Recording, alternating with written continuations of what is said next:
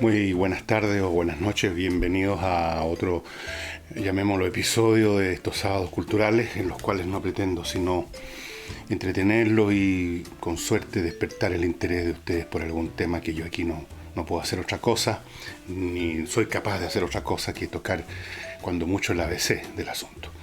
Y el tema que voy a tratar hoy día se me ocurrió hacerlo mientras releía a un viejo cientista político italiano llamado Gaetano Mosca, que estuvo activo en los años 80, 90 del siglo XIX y murió en 1941 en Italia. Era italiano, un hombre que fue muy importante en el desarrollo de las ciencias políticas modernas. Un hombre de una o dos ideas, pero fueron una o dos ideas importantes que fertilizaron el terreno para otros pensadores.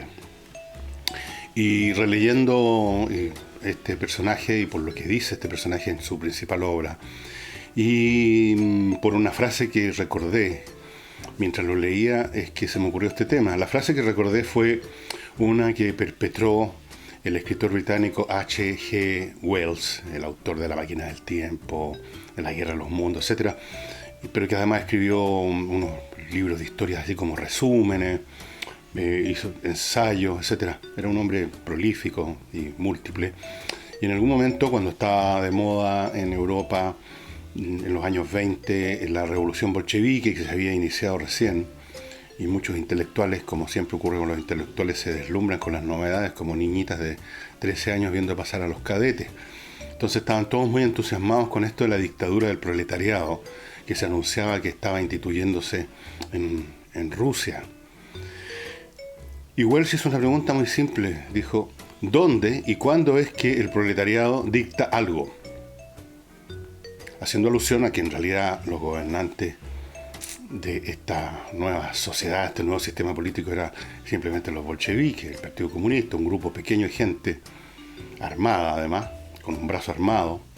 Ya estaba empezando a funcionar la Checa. Esa fue la primera organización político, policial y represiva del régimen bolchevique. Así que la pregunta era, ¿dónde y cuándo es que están dictando algo los proletarios? Y la pregunta podríamos ampliarla, que es lo que hace Gaetano, y la pregunta sería, ¿dónde y cuándo es que el pueblo, supuestamente soberano, es soberano de algo? La tesis principal, precisamente, de Gaetano Mosca es que la vieja clasificación de los regímenes políticos que se remonta a Aristóteles, gente de ese periodo, entre monarquía o cualquier régimen unipersonal, oligarquía y republicano, ahora diríamos democracia, que es una distinción falsa, dice Gaetano Mosca, que en realidad nunca ha habido otro régimen, nunca ha habido otra forma en que una sociedad se gobierna a sí misma que el predominio de una minoría, de una clase política. Él inventó esta frase, la clase política. Una minoría que se hace del poder y lo ejerce de distintas maneras según las circunstancias, la época, el lugar, etc. Y una de esas maneras es la llamada democracia. Pero no se distinguiría en su sustancia de otros regímenes, porque en todos ellos el que gobierna es una clase política. Por lo tanto, dice Gaetano Mosca, no es verdad que existan o hayan existido jamás gobiernos unipersonales realmente, ni tampoco el otro extremo, que exista un gobierno de la masa en su conjunto, que se exprese directamente y sin obstáculos la soberanía popular. Siempre ha sido una cuestión de un grupo, una clase, la clase política, la que gobierna de una forma o de otra. Así que nada de oligarquía, ni monarquía, ni democracia. Simplemente clase política.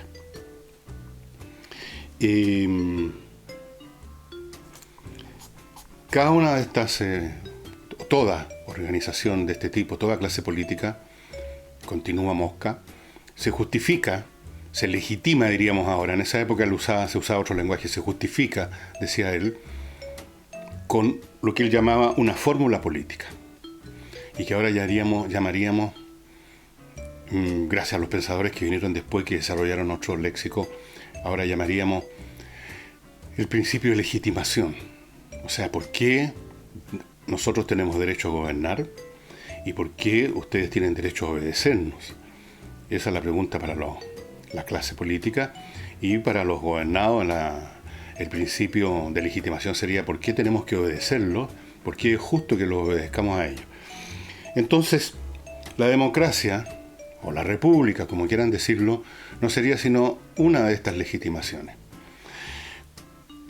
Los gobiernos monárquicos o de emperadores, en fin, todos los nombres que ustedes quieran que le den a un déspota que aparece como gobernando solo, se han legitimado, o más bien dicho, el grupo cuya cabeza visible es el rey, el emperador, se han legitimado clásicamente con el principio divino, con que este emperador, este rey, ha sido puesto ahí por voluntad de la divinidad. En la monarquía se hablaba del derecho divino. Dios era el que había decidido que fulano de tal gobernara. Y en una sociedad donde la fuerza de la religión era muchísimo más grande de lo que es ahora en cualquier parte, salvo en los países islámicos, ese principio funcionaba. O sea, el hombre que nos gobierna está ahí porque Dios lo puso ahí, porque los dioses lo pusieron ahí. En sociedades más... y estas distinciones también las hizo Max Weber posteriormente. En sociedades más antiguas, llamemos sociedades más simples, sociedades de nivel tribal, previos, por ejemplo, al desarrollo de la agricultura, una época de la humanidad en que las tribus, las agrupaciones humanas no eran mucho más grandes que a veces que una horda o que una tribu, un grupo de clanes, viviendo básicamente de la recolección, con un mínimo de agricultura, pero no todavía realmente agricultura. En ese caso, los antropólogos, los cientistas hablan de jefaturas. Y la jefatura de un hombre, una cara visible, de un consejo de ancianos, y el principio de legitimación de esa forma muy balbuceante todavía de clase política era el principio de la tradición. Simplemente se asumía que tradicionalmente tal o cual clan tenía derecho a llevar la voz cantante en el consejo de los ancianos, a decidir para dónde se mudaba la tribu y todo eso. Dicho sea de paso, paréntesis, las famosas tradiciones que siempre se están enarbolando en cualquier tipo de sociedad, a veces no se suelen remontar mucho tiempo en el pasado, pero siempre es eficiente, eficaz, cuando se quiere apoyar algo en una tradición, proyectarla muy, muy hacia atrás, como algo que viene prácticamente al principio del tiempo, aunque haya sido inventada anteayer. Y otro principio de legitimación es el de la democracia, que se expresa como la soberanía popular, que es una expresión que ustedes escuchan a cada momento, hoy, aquí, en nuestro país, de labios de los políticos. El pueblo, la democracia, la palabra democracia gira y gira y gira. Sin embargo, si nosotros miramos, hacemos un estudio bien concreto, dejemos de lado la charlatanería habitual de los políticos, examinemos quiénes constituyen el equipo que gobierna este país ahora, ayer, anteayer, y que seguramente gobernará este país mañana, pasado mañana. Y van a ver ustedes que es un grupo bastante coherente, como dije la otra vez, una familia muy unida que no deja caer a nadie, un grupo muy coherente que de generación en generación van transmitiéndose por el mecanismo de la herencia las capacidades económicas y políticas. Tenemos clanes dentro del Congreso, tenemos familias que empezaron, apareció alguien, el primero llegó al Congreso en algún momento, en 50 años atrás, y ahora están sus tíos, sus sobrinos, sus hijos, sus nietos. Hay una continuidad en la propiedad también a través del mecanismo de la herencia. Familias, las familias de la clase alta, los nombres que se repiten. Hay una coherencia y una transmisión de poder y de influencia dentro de un grupo que naturalmente sufre cambios. Hay algunas familias, algunas personas, o más bien deberíamos decir clanes dentro de esta clase política chilena y en cualquier clase política, que pierden poder, que se derrumban. Han hecho muy malos negocios, han hecho alguna cosa nefasta para mantener el poder y se derrumban en la inanidad, desaparecen. Y hay otros que llegan, familias nuevas, sangre nueva, gente que hizo una fortuna en alguna nueva actividad, gente que llegó al poder político propulsado por un movimiento, por ejemplo, lo que hemos visto en Chile con el Frente Amplio. Esa gente que está en el Frente Amplio, algunos de ellos van a eternizarse en el Congreso, y sus amigos o sus hijos o sus primos, gente que circula en ese ámbito, van a ser los próximos y los próximos. Ellos llegaron y se instalan. Las clases pueden ser más o menos monopólicas, las clases políticas. Estos son los análisis de Gaetano Mosca. Pueden haber clases muy cerradas, que no dejan entrar a nadie. Era, por ejemplo, la clase política francesa ante la Revolución. Y fue uno de los factores que, una de esas circunstancias que formó la constelación que llevó a la Revolución, el hecho que gente que sentía que tenía méritos económicos, políticos, culturales, no podía sobrepasar cierto piso. Las posiciones de verdadero poder estaban todas en manos de la nobleza. Y hay otras clases políticas, por ejemplo, las clases políticas de los países occidentales desarrollados, que son mucho más flexibles, están permanentemente asimilando gente nueva que les da nuevo vigor, mientras otros por lo demás están cayendo. Entonces, en esta visión, la democracia no es realmente un régimen donde el pueblo realmente ejerce soberanía, si entendemos la palabra como se tiene que entender. Soberanía, es decir, soy dueño de mi vida ahora y mañana. Yo dicto lo que se va a hacer en el día a día. Y eso no ocurre. ¿Qué es la democracia? En la democracia, al pueblo, supuestamente soberano, se le da una oportunidad cada cierto tiempo, que puede ser bastante largo, estamos hablando de años, no el día a día, años, para elegir entre opciones ideológicas, posturas y personas que no han sido elegidos por ellas tampoco. No es el pueblo soberano el que arma las listas de candidatos, no es el pueblo soberano el que determina las ofertas ideológicas o programáticas. ¿Qué es lo que hace el pueblo soberano a final de cuentas? Ustedes dirán, el pueblo soberano decide, pero ¿qué decide? Decide entre opciones que fueron decididas antes. Y su otro papel, su verdadero papel funcional, en términos de cuál es su verdadera, continúo con Mosca aquí, su verdadera función, la función de verdad tras la legitimación retórica de la soberanía, es ofrecer un territorio incruento para las disputas interclase política, para las disputas entre las distintas secciones o facciones de la clase política. En el caso nuestro, por ejemplo, las disputas y las diferencias entre la oposición y la derecha, en vez de disputarse, como se habría hecho en otros tiempos, a balazo, se disputan en una gesta, en una justa electoral, a donde el pueblo soberano, entre paréntesis, se le da la gran opción cada 4 años, cada 5 años, lo que sea, de elegir entre opciones que no fueron creadas por ellos.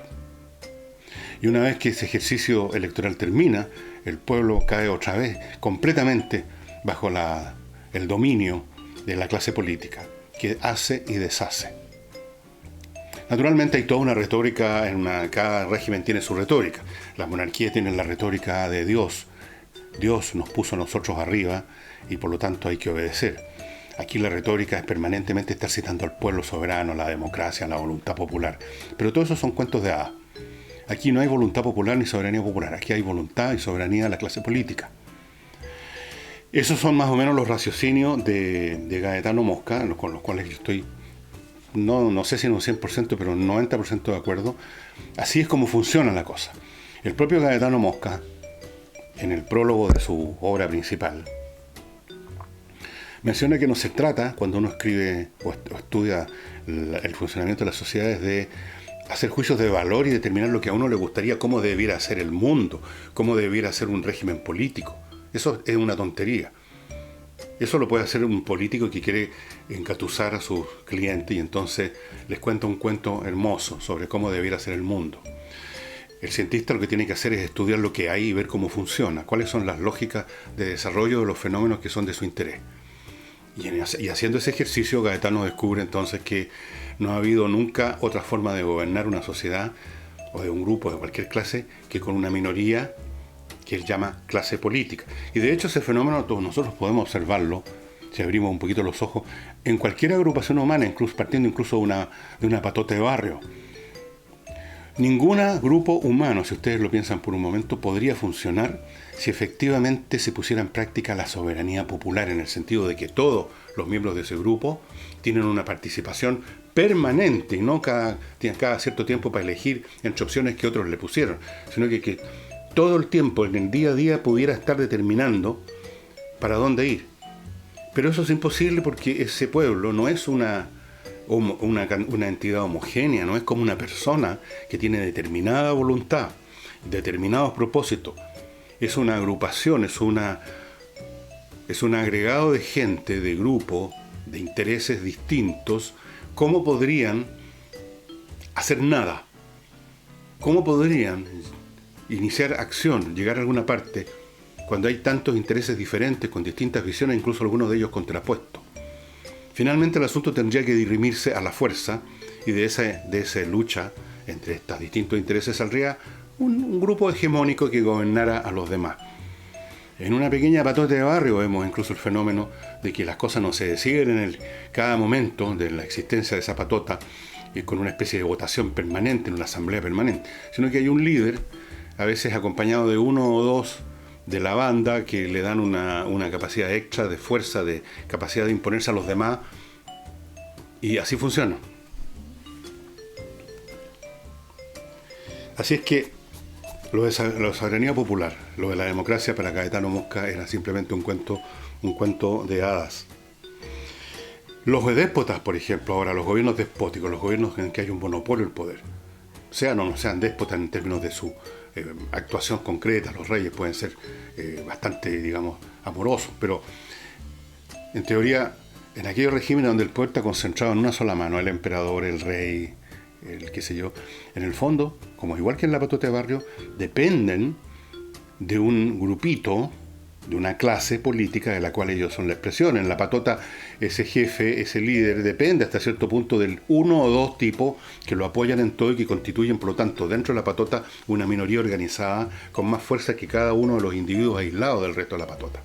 Necesita esos uno o dos o tres personas más, porque solo es muy difícil que pueda mantener realmente en el tiempo su hegemonía. A esta clase política otros pensadores los han llamado élite. Y yo les voy a mostrar algunos libros, pero no olvidarme de mostrarles los libros, donde se ven distintos ángulos del fenómeno de la minoría que gobierna realmente las sociedades, o la clase política, o llamémosla élite, o como quieran. Pero antes de continuar, yo les quiero recordar que los sábados el programa es auspiciado por el Club Explora, que es un club formado por dos enólogas de nuestro país que seleccionan 2 vinos exquisitos todos los meses para enviarlo a los miembros de ese club. Vinos distintos, cada bolsita de esta trae un vino distinto, no es el mismo repetido. Este es el Pura Fe, un Zaira del 2016, que ha todavía resistido mi sed etílica. Y para ser miembro de este club y recibir usted todos los meses 2 botellas en estos saquitos, 2 botellas de vinos elegidos con pinza, de entre las muchísimas viñas pequeñas, muchas de las cuales producen vinos realmente interesantes. Para ser miembro usted todo lo que tiene que hacer es pagar una OF mensual. Con eso usted adquiere el derecho de recibir 2 botellas, sorpresa, sorpresa, vinos distintos, todos los meses distintos, pero todas igualmente ricos.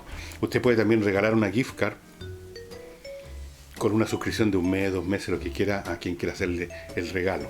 Esto llega a su casa o a donde sea que lo pidió, y es una agradable sorpresa todos los meses sustituir el vino corriente que usted pueda tener en la mesa todos los días por algo diferente. Y esta es la opción que les ofrece a ustedes el Club Explora. Los datos están a mi izquierda para que ustedes se pongan en contacto con ellos. Y ahora les quiero mostrar otra cosa que no tiene nada que ver con sponsor propiamente tal, sino que es un asunto que quiero hacer por un gusto personal, si ustedes quieren. Les quiero mostrar esto. En esta caja viene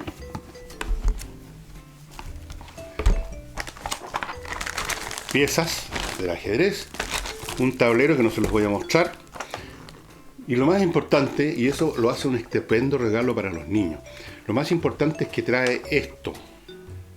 ¿Qué es esto? Este es un código de activación para ser miembro permanente del espacio de ajedrez, que le permite a usted sin gastar ni un peso extra, sin pagar ninguna renta mensual, simplemente porque compró esta caja, registrarse en este espacio de ajedrez donde usted, o los niños por ejemplo, es un sitio en internet por supuesto, van a encontrar montones de cosas, o para nosotros los adultos que todavía nos sentimos que somos muy malos jugadores, van a encontrar clases de ajedrez, van a encontrar conversaciones de maestros que van a este sitio que maneja mi amigo el maestro internacional Pablo Tolosa, van a encontrarse con análisis de sus partidas si usted quiere, van a encontrarse con un mundo de asuntos interesantes que permiten divertirse jugando ajedrez, aprendiendo ajedrez, viendo entrevistas a grandes jugadores, aprendiendo detalles técnicos del ajedrez, progresando en este juego tan entretenido, tan absorbente, y todo esto sin que a usted le cueste un centavo extra y usted puede estar todo el resto de su vida sin pagar nada en este espacio de ajedrez. Aquí tengo el código, por ejemplo, si yo quisiera registrarme ahora para entrar permanentemente. Fuera de eso, como les dije, viene con las piezas, con un tablero, y esta caja, ¿dónde la adquieren ustedes? Bueno, ahí está la dirección. espacioajedrez.com. espacioajedrez.com. Compran esta caja ahí, que va a venir en algún momento más adelante con esto, los primeros jaques, que es para niños, explicando una serie de cosas bastante elementales del ajedrez, el movimiento de las piezas, algunas tácticas básicas de finales o de apertura, etcétera. Va a venir incluido, así unido a la caja, y todo esto, yo no sé exactamente el precio, pero gira alrededor de las 20 lucas.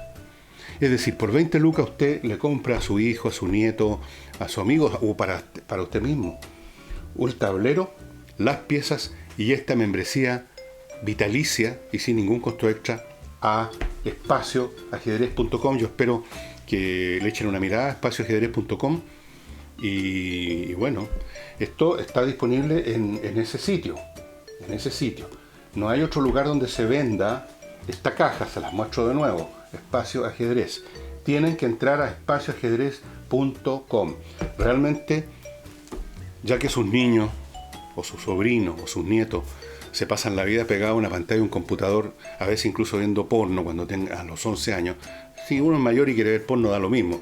Pero cabros chicos, o viendo leceras que les distraen y les revuelven la cabeza, si se las convierten en papilla el cerebro, bueno, que se metan en esto. Mucho mejor. Yo no digo que se van a convertir en genios, pero el ajedrez, especialmente a los niños, ayuda a desarrollar la capacidad de concentración, de pensar las cosas con cuidado antes de hacerlas. Tiene un montón de beneficios que han sido súper estudiados y que ayudan, no son el único factor, pero ayudan a que el chico le vaya mejor en el colegio, ayudan a sacarlo de las malas compañías y de entrar a malos sitios y de distraerse y desperdigarse en mil tonteras. El ajedrez es es como un gimnasio mental. Así es que les recomiendo que entren ahí. Y dicho esto, continúo con las notas que tomé anoche sobre este asunto. Aquí me ha sido una pregunta que ustedes se la pueden hacer. Para cualquier grupo humano, ¿cómo coordinar, conciliar, organizar y consensuar tantos intereses distintos que pueden haber en un grupo como para poder tomar acción de cualquier clase? Es imposible. En la Unión Soviética, cuando partió la Unión Soviética, y por eso se llamaba Unión Soviética y no se llamaba Rusia, se trató por un momento, o se hizo la comedia, de gobernar con los soviets, por eso que se llama Unión Soviética, se llamaba. Los soviets eran una especie de asamblea permanente, hay fotos, hay cuadros, creo que hay documentales sobre las sesiones, donde en todos los ámbitos de la vida económica y política de Rusia se juntaban todos los que quisieran participar. Por ejemplo, si se trataba de las empresas ferroviarias de Rusia, se juntaban los ferroviarios, los empleados, los fogoneros, los maquinistas, los ingenieros, todo el mundo en un local, y era una patota y un griterío y no se llegaba a ningún lado. El asambleísmo permanente nunca ha llegado a ningún lado. Es un griterío, pelea, discusiones. Cuando más se llega a acuerdos puramente verbales que dan la apariencia de que se llegó a un consenso pero que no significan nada. Así que la idea de la asamblea permanente pronto se notó, se vio que no servía para nada, y finalmente la llamada Unión Soviética, esta unión de asambleas donde el pueblo estaba expresando teóricamente su soberanía cada minuto, se convirtió simplemente en la dictadura del Partido Comunista. Por eso que preguntó Wells, ¿dónde es que el pueblo dicta alguna cosa? Nada se puede gestionar de esa forma si no hay de esa forma con una especie de soberanía popular permanente. Tiene que haber, y en todas las cosas hay, a veces en forma tácita nada más o menos escondida, un principio jerárquico y vertical de mando. Que de vez en cuando en los regímenes democráticos, republicanos, ejercen este evento llamado las elecciones democráticas, donde el pueblo soberano elige a ver cuál de las acciones de la élite va a ser el que entre al gobierno la próxima vez. Eso es todo. La elección que tiene el pueblo soberano, que luego una vez celebrada la elección y luego que se le ha palmeado la espalda por su gran espíritu cívico, vuelve al anonimato y a la nada política y queda en manos de todos estos caballeros que nos gobiernan a nosotros ahora y que deciden por nosotros y que dicen representarnos a nosotros y que meten las patas por nosotros y que meten la mano en los cajones por nosotros. Eso es una clase política. Y de hecho usamos esa expresión hace tiempo en Chile, por algo, ¿no? Aquí el pueblo no será soberano, pero tampoco es idiota, y se da cuenta cómo son las cosas. Todos lo sabemos instintivamente. Incluso cuando se está formando un grupo, cuando se está organizando algo, cuando se quiere organizar algo. Los amigos se reúnen una noche y deciden que van a ir, qué sé yo, van a ir de paseo, pongamos a algún lugar, van a ir a acampar. ¿Por qué no vamos todos a hacer esto? Pronto, instintivamente, oscuramente a veces, se empieza a delegar la organización del asunto a alguien, porque si no, no se hace nada. Es instintivo. Todos sabemos que la única forma de funcionar en sociedad, cualquiera que sea esta sociedad, cualquiera que sea la duración de esta sociedad, de esta congregación de gente unida por alguna meta, un propósito, va a haber que generar un principio jerárquico, un principio de gobierno basado en uno, dos o tres, una minoría, una clase política que puede ser en un grupo de amigos un tipo que está a cargo, o en una sociedad es toda una clase que está a cargo. Porque se sabe que la alternativa a eso, en una sociedad grande, la alternativa a que haya una jefatura determinada, o sea, una clase política, es la anarquía y el caos. Ese fue el gran argumento, y les voy a mostrar el libro que hizo Thomas Hobbes, en este libro que está, como ustedes van a ver en castellano, que se llama Leviatán. Este hombre escribió en el siglo XVII y determinó que los seres humanos, en algún momento lo puso él como una metáfora. No es que las cosas ocurran así, que de repente los hombres se juntaron y las mujeres también, y dijeron, por Dios, no podemos seguir así agarrándonos a cuchillas por todo, démosle todo el poder a uno. No funciona así, pero es como si funcionara así. En algún momento, dice él, los grupos humanos delegan su poder personal en un monarca, en una jefatura, para vivir en paz, para no vivir todos los días salto de mata pensando que así como yo, con mi poder personal, podría mañana tratar de quitarle lo suyo al vecino, a su vez, el vecino, o más bien dicho, muchos vecinos, porque uno se enfrenta siempre a muchos, podrían quitarme a mí. Entonces uno tiene que vivir con las manos prestas a tomar las armas en cualquier momento. Entonces, mejor deleguemos el poder, que solo uno tenga el poder, vivimos en paz. Ese va a determinar las cosas que hay que hacer, ese va a hacer justicia, ese va a dirimir, va a juzgar nuestras diferencias en forma pacífica y vamos a ganar todos la paz y la seguridad. Ese es el gran argumento que hace este extraordinario libro de ciencias políticas, como dirían ahora. En ese tiempo no se hablaba con esa ciutiquería. Como aquí dice aquí en la contraportada, Leviatán es una de las obras maestras de la filosofía política. La primera edición inglesa apareció en 1651, y etcétera, etcétera, etcétera. Leviatán es el nombre que se le da en la Biblia a la república o al Estado. En ese caso, estamos hablando de las monarquías. Él justificaba y legitimaba la monarquía como un principio de gobernanza, otra palabra ciútica de los tiempos, que era absolutamente necesario para evitar caer en la anarquía, la violencia, etcétera. Así es que eso es un hecho que, por así decirlo, está en la naturaleza de la convivencia humana. tenemos que organizarnos, y organizarnos significa que alguien se hace cargo de las cosas, porque el asambleísmo no funciona. Entonces, siguiendo a Gaetano Mosca, todas estas supuestas diferencias en el estilo aristotélico de república, oligarquía, democracia, etcétera, dice él, son falaces, o sea, van a la superficie, se están fijando en las manifestaciones del gobierno que es de un solo régimen, que es el de una clase política. Ahora, ¿significa esto que yo estoy diciendo, estimados amigos, como algunos podrán creer que yo soy un nostálgico de la dictadura o que no me gusta la democracia? Cosa que ahora es un ídolo, ¿no es cierto? Un ícono, la democracia, porque es precisamente el principio de legitimación hoy día de las clases políticas. No, la democracia tiene algunas virtudes en comparación con otras formas de gobierno de esta clase política.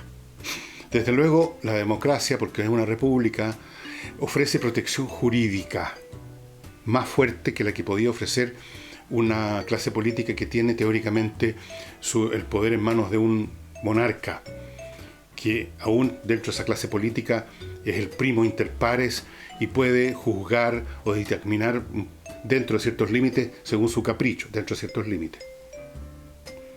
Entonces la protección jurídica, porque habían siempre, hasta las monarquías tienen algunos mecanismos jurídicos, algunas leyes que a veces son simplemente costumbres tradicionales que reglan la relación entre las personas, pero la protección jurídica que ofrece un Estado republicano, una democracia mucho más fuerte.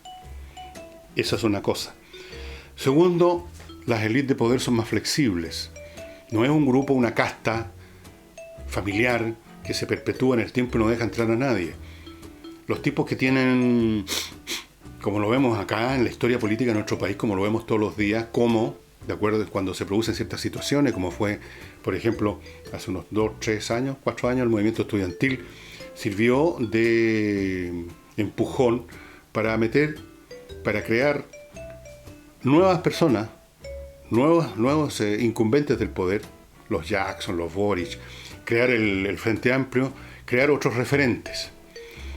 Las democracias tienen esta flexibilidad para absorber nuevas fuerzas, las asimilan y las digieren. Y por eso que estamos viendo que jóvenes que llegaron con los ojos en blanco, así proyectando la impresión que venían a salvar como el Mesías al país, se van asimilando rápidamente, poco a poco, a pesar de que mantienen un lenguaje estridente, pero en la práctica se van asimilando al organismo político tal como este es, con algunos cambios por supuesto, pero se van asimilando. Esa flexibilidad es importante porque impide que se generen presiones, como en una olla a presión que a usted no le abre la espita y que todo pueda estallar.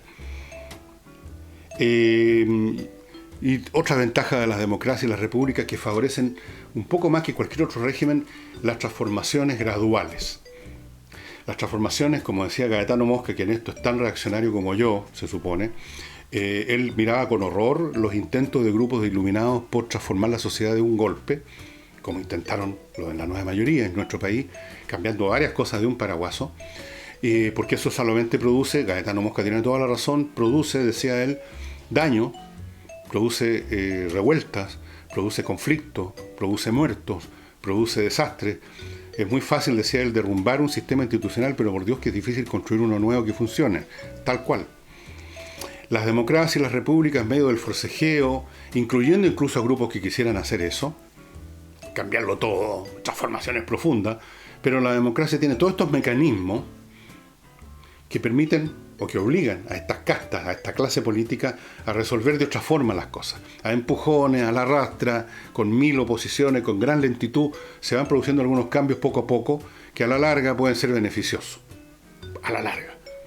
Y si no lo son, se pueden cambiar por otro. Y todo esto toma tiempo, hay fricciones, hay conflictos, hay lucha, pero se va produciendo. Entonces, tiene ventaja. Nadie está diciendo que aquí da lo mismo que la clase política opere como monarquía, opere como imperio, opere como jefatura de clan o opere como democracia. No, no es lo mismo.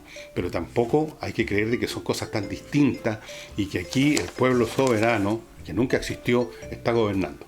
Les quiero mostrar algunos libros relacionados ahora con el tema de las ciencias políticas, del tema del poder y el privilegio, que es un tema interesante. Tengo un montón de libros que no son a su vez ni siquiera uno en un millón de todo lo que hay sobre esto, pero solamente les puedo mostrar los que tengo yo, los que yo conozco. Este libro que les mencionaba de Gaetano Mosca, ustedes lo encuentran acá en castellano y es La clase política. Así lo tradujeron, en italiano tiene otro nombre más complicado, más entretenido, pero acá lo tradujeron como La clase política. Yo lo encontré en la librería del Fondo Cultura Económica, esa que está en el pasaje, o sea, ¿cómo se llama? Es una calle sobre el Bulnes, donde está unos jardines al medio que parten en la Alameda y llega, bueno, no me acuerdo. Ahí hay una librería del Fondo Cultura Económica, ahí lo compré hace años atrás, es un libro muy interesante, La clase política de Gaetano Mosca. Otro pensador interesante, esto lo van a encontrar en inglés nomás, este es un pensador del siglo XIX, Walter Bagehot, Física y Política. Esto está un poco en la onda medio mecanicista de la sociología y las ciencias humanas de finales del siglo XIX, estaba muy inspirado, muy con el propósito a veces de crear una ciencia social con la rigurosidad mecánica y matemática de las ciencias físicas matemáticas. Entonces, por eso que se llama, no es casualidad, un brillante ensayo, dice, en psicología social y una de las grandes, pequeñas obras maestras del pensamiento del siglo XIX. Física y Política define con un humor oscuro, agrio, las condiciones de estabilidad y del progreso social. Muy interesante. Después les voy a mostrar ahora, o sea, les voy a mostrar de inmediato, un clásico. Me tocó estudiarlo cuando era un nene y estaba estudiando sociología. Es este, con una marca aquí del año La Cocoa, que es llena de polvo, que le puse un comentario. Yo tenía el descaro de hacer comentarios en los libros que leía. La élite del poder, del sociólogo Wright Mills, que estuvo muy de moda en los años 60. Wright Mills fue una especie de sociólogo de culto en un momento. Era un hombre que le daba un poquito menos de énfasis a algo que estaba muy de moda entre los académicos, que era un enfoque muy estadístico, muy de datos. Este hombre tenía más confianza en la intuición, en la imaginación. De hecho, escribió un libro que se llama La imaginación sociológica. Y en verdad, cualquier ciencia, incluyendo la ciencia física o matemática, necesitan una instancia de imaginación para crear una hipótesis. Después viene el momento de la metodología, de los números, de ver si la cosa se sostiene o no. Pero el punto de partida es una visión, una imaginación, una intuición. Y me acuerdo que la tesis de Wright Mills es que la élite del poder en Estados Unidos está conformada por la élite política, la élite económica y la élite militar en una sola entidad. Ustedes quizás recuerden el famoso discurso de despedida del presidente Eisenhower, cuando abandona el poder y se lo entrega al fatalizado Kennedy, y hace una advertencia al pueblo norteamericano, le dice que tengan cuidado con el complejo civil-militar, o económico-militar, algo así, que podía el día de mañana, decía él, ya se había formado, se estaba formando ese complejo después de la Segunda Guerra Mundial, y que funciona y se manifiesta de muchas maneras. Por ejemplo, la circulación. Como vemos en Chile también, cuando se habla, un tipo sale del Congreso y ya está de director de un banco, como hay varios casos aquí. Esta persona estuvo dirigiendo tal cosa del Estado, y le hizo un favor a cierto banquero y ahora forma parte del directorio de ese banco. Es una cosa que escuché hace pocos días, no voy a dar el nombre de esta persona. Esa circulación, tipos que salen del generalato y van a dar una empresa inmediatamente, porque a su vez cuando eran generales facilitaron contratos militares, eso se da mucho. Esto lo estudia. Aquí tenemos otro libro de un importante autor, el señor Lenski. Este es otro libro de mi época de estudiante, Poder y Privilegio, Teoría de la Estratificación Social. Y finalmente el clásico de todos los clásicos, que más que ser un libro de teoría en cuanto a explicar cómo funcionan las cosas, es casi un libro práctico para hacer que las cosas funcionen a favor de uno. El famoso El Príncipe de Maquiavelo. Esta edición en castellano, bueno, lo tengo en varios idiomas, la compré, si no recuerdo mal, y está con el precio en pesos en Argentina, en alguno de mis viajes, cuando iba muy a menudo a Argentina, porque ahí vivía una de mis hijas y trabajaba allá. El Príncipe de Maquiavelo. Se llama El Príncipe porque este es como Bueno, está dedicado a un señor, a Lorenzo, el Magnífico me parece. Tiene los títulos en latín, Quod sint genera principatum et quibus modit acquirantur. O sea, cuántas son las formas de principado y cómo se adquieren. Es para que los príncipes adquieran poder, cómo obtener poder y cómo conservarlo. ¿Qué es lo que tiene que hacer con la oposición? ¿Cómo tiene que tratar a la gente? ¿Cómo se tiene que comportar en las guerras? ¿Cómo debe relacionarse con los comerciantes? ¿Cómo debe relacionarse en sus relaciones extranjeras? ¿Con quién aliarse? ¿Con quién no? Un manual de cortapalo para los que tienen o quieren tener poder. Las ciencias políticas es un área, se llama ciencias políticas, en el fondo todo lo que tenga que ver con la sociedad humana es una sola cosa. Uno lo puede entrar por aquí o por acá, pero al final de cuentas llega al mismo océano. Pero esta manera de entrar es muy interesante porque el tema del poder es de la esencia de las sociedades humanas. Usted junta 3 personas para formar un club de rayuela y ya de inmediato se va a tener que discutir quién es el que toma las decisiones respecto a en qué lugar vamos a arrendar un local para el club de rayuela. ¿Quién va a ser y cómo vamos a juntar los fondos para comprar, no sé, por las rayuelas? Así es que, estimados amigos, ya saben, cuando les vengan a contar el cuento de que ustedes son el pueblo soberano, ya saben que es un cuento, porque su soberanía está limitada cada 4 años en Chile a elegir entre las opciones que otros decidieron, que otros le presentaron en una papeleta. Y por lo tanto su espacio de libertad, yo no digo que no exista, pero está muy restringido y en el día a día realmente somos nosotros todos corderos de Dios en manos de estos pastores que nos trasquilan a todo dar, que son los miembros de la clase política. La clase política, dicho sea de paso, no es meramente los tipos que están en el Congreso en un país. Es todos aquellos que forman parte de la élite y que tienen algún peso, algunos de ellos incluso meramente intelectual, en la conducción de los asuntos de esa nación. Por lo tanto, los líderes económicos, profesionales, corporativos, políticos, desde luego, muy importantes, algunas voces en el mundo de eso que llaman los intelectuales, bastante importante a veces porque las cosas se hacen de acuerdo a una idea que uno tenga de lo que hay que hacer y esas ideas brotan de algún lado. Normalmente las ideas las producen y las hacen circular ese grupo tan especial. Algún día vamos a hablar de ese grupo que en la modernidad se llama los intelectuales y que en el siglo XVIII llamaban les philosophes, los filósofos. Y no olvide, estimado amigo, esto de la cajita del ajedrez con adentro con la inscripción vitalicia sin costo ninguno para ese sitio. Eso es incluso más interesante que lo que trae en la caja. Usted a lo mejor un tablero y piezas de ajedrez las puede comprar en cualquier parte. Aunque esta está muy bien hecha, la caja está bien Horoshow. Pero lo más interesante es eso de adentro, en la inscripción vitalicia.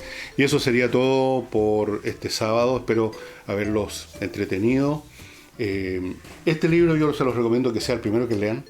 Está en todas partes, de haber 4 millones de ediciones de Nicolás Maquiavelo, que ha sido muy satanizado, como que lo maquiavélico es lo malo. Maquiavelo simplemente estudió cómo funcionan las cosas y él mismo dice al principio de su libro,